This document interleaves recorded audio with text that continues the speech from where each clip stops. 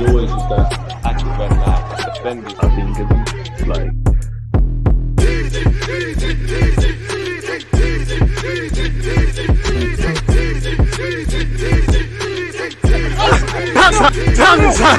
People deluded, I'm back again. Come on, Ian, bro. Come on. Come on, Ian. People deluded. I'm back again. Thank you very much for tuning back in. Good morning, good afternoon, good evening, and in some cases, good night. Do me a favor, smash the like button. Make sure you're liking, you're commenting, you're subscribing. Without you lot and your interactiveness, the platform wouldn't be what it is. So when this video premieres, comment in the comment section. Also, leave a comment under. Smash the like button. And as I said, thank you very much for tuning in. I appreciate all your support. Very appreciative of the platform we have. Make sure you're following on all the platforms. Links are in the description. Now, I'm pretty sure you can see the title. Balogun is refusing allegedly to sign a new contract. We have to give him the grace of, you know, the papers are talking. Allegedly demands to be first choice. We've been linked with Ryan Gravenberch of Gravenberch, apologies, of Bayern Munich, the Dutch international, ties in with what we're doing. And there's a couple of other bits and pieces. So without any more waffling and rambling and wasting any more time, allow me to share the screen. As you can see here, people, Florian Plettenberg, allegedly, you know, the journalist based in Germany, has said Arsenal are interested in Ryan Gravenberch and monitor his situation. No negotiations yet. Bayern trust Gravenberch to make his breakthrough at the club. Now all depends on Tuchel and whether he needs the player or doesn't. If he doesn't, obviously he could leave this summer. I mean, he's a fantastic player that probably needs an arm around the shoulder, needs a bit of love, probably made the move to Bayern Munich probably too early. But yeah, he could play eight. Obviously, he's inexperienced. It's difficult to say that about someone that's played for Ajax at Bayern Munich and a full international. But he is quite inexperienced. But he does have resale value. He has resale value. He has scope to get better. He has scope to grow as a footballer, man. I think he's got all the raw components to be a number 8, people. He's nothing like Pogba, but I think in the way he kind of plays, there's similarities in such people. And his trials and tribulations. You're a developing prospect. You've joined Bayern Munich, where you joined Bayern, Paris Saint-Germain, Real Madrid, Barca. Historically, even players that are in their prime and gone through all their learning pains and growing pain struggles. So it will happen. For what it's worth, I think he'll have a future at Bayern Munich. And as it says there, there's no negotiations yet. So it is what it is. It doesn't mean that doesn't mean people are not indirectly talking with agents or clubs indirectly. But in terms of significant progress in this deal, there you have it. There's no negotiations yet. We're monitoring it as we should be doing, people. As you can see here, once again, Arsenal is monitoring him and his situation at Bayern, but no negotiations yet. Lots of competition with Odegaard, Xhaka, Partey, Jorginho, but nevertheless, he could get more playing time there. Now all depends on Tuchel. Again, there's going to be competition anywhere. And obviously, there is a couple of players that are fighting for that spot. There's also the luxury of maybe moving for Declan Rice, Caicedo, and many of the names we've been linked with. For what it's worth, if there is a smidget of bringing this guy to the carpet, let's go. It's nice to hear we're monitoring him. According to Florian Plettenberg of Sky Sports Germany, Arsenal are monitoring FC Bayern midfielder Ryan Gravenberch. Arsenal are looking at adding 2 midfielders to bolster the squad this summer and have been linked to a handful of names in recent months. And the 20-year-old just needs to look at Martinelli now, 14 league goals, couple more, and he's the highest scoring Brazilian midfielder in the Premier League. Saka is going from strength to strength. We all saw how Odegaard's improved. We see how Gabriel and Saliba are going up the levels. Benjamin White the same, and a majority of other players, and also players that are experienced. You know, you're seeing a new look Granit Xhaka and things like that. So it would make sense. Obviously, Arsenal's a big club and we've got the London aspect. It all depends. Bayern Munich probably want to recoup their fee. You'd imagine Ajax are sensible negotiators and they put a nice sell-on percentage in this contract. So we'll have to see, and we won't be the only ones. The man himself has said, I'm still convinced in my choice to join Bayern and don't regret it at all. I had certainly hoped and also expected I would play more often at Bayern. So far, it's not gone as expected for me. That's a pity, but I'm dealing with it. I'd rather succeed at Bayern, but if that doesn't work out and I don't get opportunities, then maybe I should look elsewhere. At the moment, however, I'm not so concerned with that, and I hope that I can change my situation at Bayern. So that shows the club not willing to get rid of him and the player that doesn't want to end his adventure. Obviously, Thomas Tuchel and maybe other incomings in terms of players could tip the balance, people. So that's that. Allegedly, Manchester City are to reject Arsenal offers for their first team stars. You're seeing the impact Jesus and Zini had. You know, it'd be nice to get Alvarez and all these guys that we have no chance of. You know, we could do with a couple more City players. It makes sense, really. But if you're going to do that to us, what about Chelsea with what they could do under Todd Burley next season and beyond, and selling them sterling? So make sure you're showing the same principles to everyone. We heard this as far as November, and it makes sense, you know, not selling to rivals, even though all the top six seem to be dealing with each other. Not everyone, but dealing with each other a lot more than in previous years.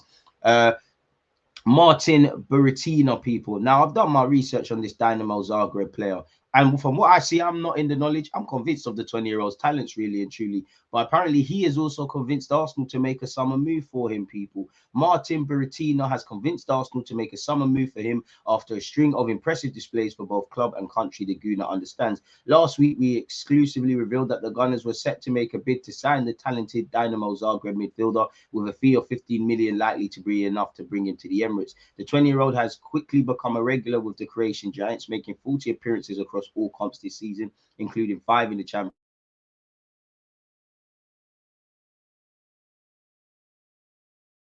Impressed with his performance in his club's 4-0 victory against 100 Split that saw him sweep home a half volley to score before picking up an assist with an incisive crossfield pass for the third goal. He's obviously playing for Croatia under 21s level on occasion as well, and he played against England. I mean, from what I see, typical Arsenal player that we've become accustomed to, definitely at the Emirates Stadium. So for me, it makes sense. It makes sense, and more sense, if I'm completely honest with you, to convince him to join the carpet. Reiss Nelson's future is subject to a lot of speculation at Arsenal, and allegedly Brighton are keen to poach upcoming free agent Reiss Nelson from Arsenal this summer, with the winger eager for more game time next season.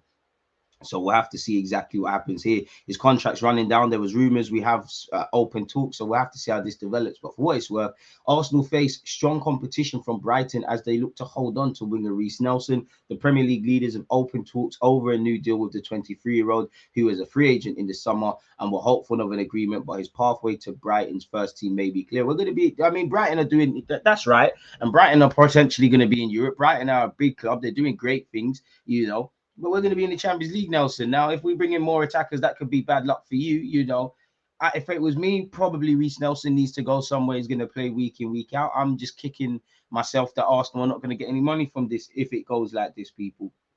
Apparently, he has had further interest from abroad, but is understood to be attracted by staying in the Premier League with Brighton. He was an unused substitute against Liverpool, and he has been a cult hero against Nottingham Forest and evidently against Bournemouth as well. You know, despite the fact that he's highly rated at Arsenal and under Mikel Arteta, I think the fact that he made his debut in 2017 and he still only has 59 senior appearances in all comps, people, says it all. You know, Martinelli has to have more than that, Saka definitely, or if not, they're, you know, in their timescale is what it is, and Eddie Nketiah is probably running him close.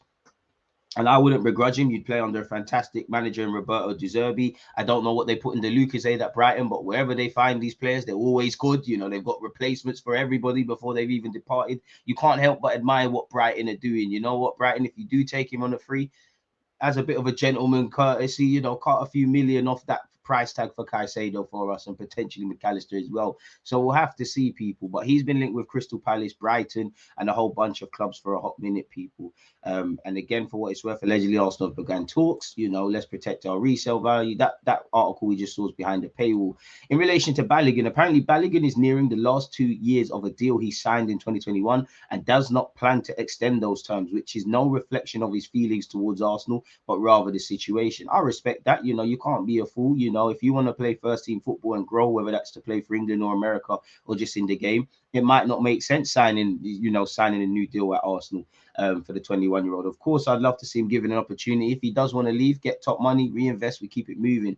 It is a stance that is influenced by the fact that major European sides, including AC Milan, Inter Milan, Marseille, Monaco, and Leipzig, are in pursuit, and they can offer a starting berth with the chance to test himself in a new environment on a permanent basis, said to carry appeal. I respect that. You know, you got, from the club's perspective, I want them to tell every white lie they could to Balogun, everything to get him to sign a new deal. For Balogun, he needs to remove, as much as he wants to make it at Arsenal and should try everything to have a future here, he needs to remove emotion from it and look at what he needs to do that he can carry on this development trajectory that he's on. What can I do in the summer that gets me to an even bigger platform as a player a year from now? If that's staying at Arsenal and fighting, fair enough. If that's going on loan again, fair enough. If that's potentially leaving where there's more stability, where, you know, at present you're half at Arsenal, half not, you're one of them, it has my blessing, really and truly.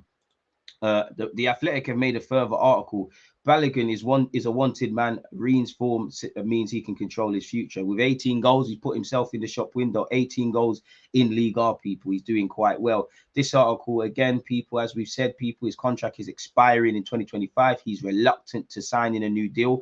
The player is opposed to a third spell on loan, so that tells you he either demands to be at Arsenal or not. The report yesterday said he demands to be first choice. To be fair to Balogun, he can't be an idiot. You've got Jesus and Co in front of you. Arsenal Football Club is not a football club you can talk about demanding things, especially respectfully. A 21-year-old that's only got 18 league goals, 18 goals in the league to his name after one standout season, you know, and you're 21, 22. We don't know if you're going to continue this form. So to be fair to Balogun, I don't think that's true, but also I don't think it's not. Wouldn't say it's the truth, but I wouldn't say it's too far. Of course, you'd want to be first choice. Of course, you would want to see how Mikel Arteta plans to use you. Of course, you would want to know reasonably how many minutes you would get, and if it looks a bit shaky at Arsenal, depart and go elsewhere. I can't begrudge Balogun for that. You know, his club future is subject to speculation. He's someone that can play for America, England, and Nigeria. International future is subject to speculation. As you can see here, you know, even Boot Dons want him, you know. Puma, Nike, New Balance are all trying to sign him, people.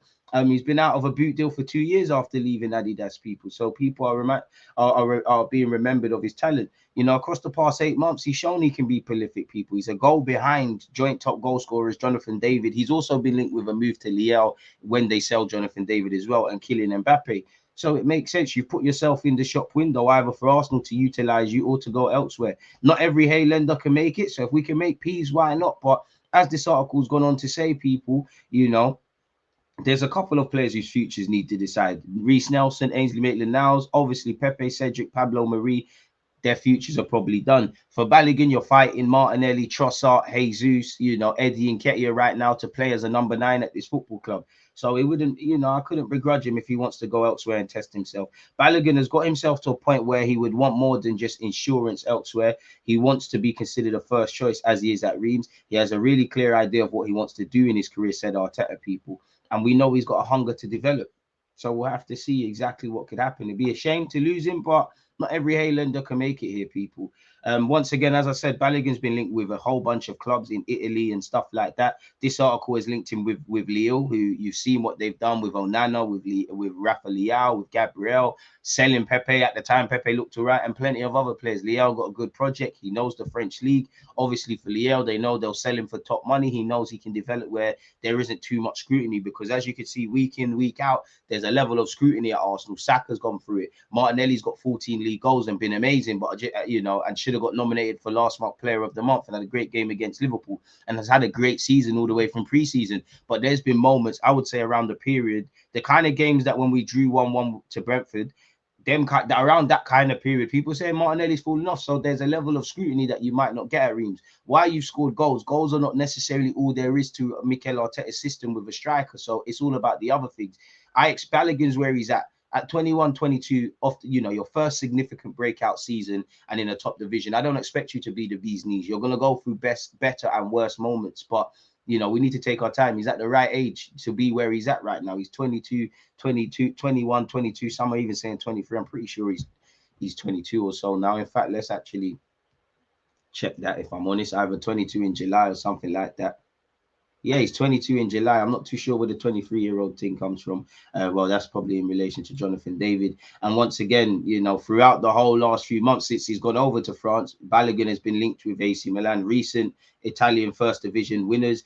Milan's a massive club. You've seen what it's done for Tomori. You've seen what young English players got, you know, Ademola Lookman, Tammy Abraham, Tomori, and probably even the next name going to Italy and making a name for themselves. And obviously with AC Milan, Ibrahimovic and Giroud are not going to be there forever. So it would make sense and he would carry resale value. But once again, he's been linked with them. Again, you know, apparently this article, I haven't read it, it said why Benassia snubbed an Arsenal return and committed to Milan. Let's see exactly what happened, people.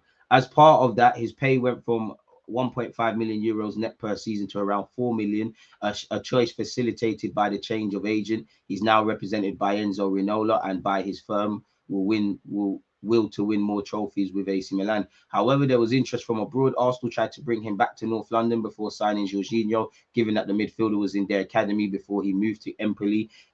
Big moves are expected in the summer window, and some surprise names could be on the transferable list, but not Benassia's. 25-year-old has said no to various proposals from the Premier League and La Liga because he's convinced that his present and future is with Milan. He's been linked with Man United, Arsenal, City, and that, pardon me, and also Liverpool. So again, many people are linked. Whether that transpires to making moves and things is a completely different thing. So we'll never know. But yeah, it should have never. Him, Gnabry should have been players. I know everyone says it, but should have been players. Let's see what's said here. We already know we're monitoring Gravenberch. Apparently, the Gunners are finding it difficult to keep hold of Balogun. Again, AC Milan, Inter, RB Leipzig, Marseille, and Monaco all competing. We're looking at Baku as a right back from Wolfsburg. Aston Villa are linked with Reiss Nelson. We've revived Yuri Tellerman's talks, allegedly. Newcastle and Barcelona also monitoring that. We've been linked with Frankfurt's midfielder Sol. It's going to take 60 to 70 million to sign Onana from Everton. We're set to go after Caicedo again of Brighton in the summer. We're keeping tabs on Watkins. I don't believe that. We're keeping tabs on Dominic Calvert-Lewin. We're linked with Xhaka and Pepe swap deals in relation to Dusan Vlahovic. We're preparing 100 million to sign Declan Rice. Rafinha has a £55 million price tag slapped on his head as well, people. So we'll have to monitor. The dream is free, the hustle is sold separately. Please let me know your thoughts on the things we've covered. Would you sell Balogun? Would you not? Would you keep him? Would you make him first choice? Also, let me know your thoughts on Gravenberch. Please hit the like button, turn on your notifications, check out the previous vids. Make sure you're checking out the YouTube playlist. Make sure you're following on Twitch as well, Deluded Gooner 0. No, it's actually just Deluded Gooner now, actually. And the same goes for Kick. Please, please, please make sure you're following me on Kick. Again, it's another platform similar to Twitch that we're trying to build up. Appreciative to you lot that are following me on that already. Anyway, stay blessed, stay safe. I'm out. There's always just that active red line defending. I think it's like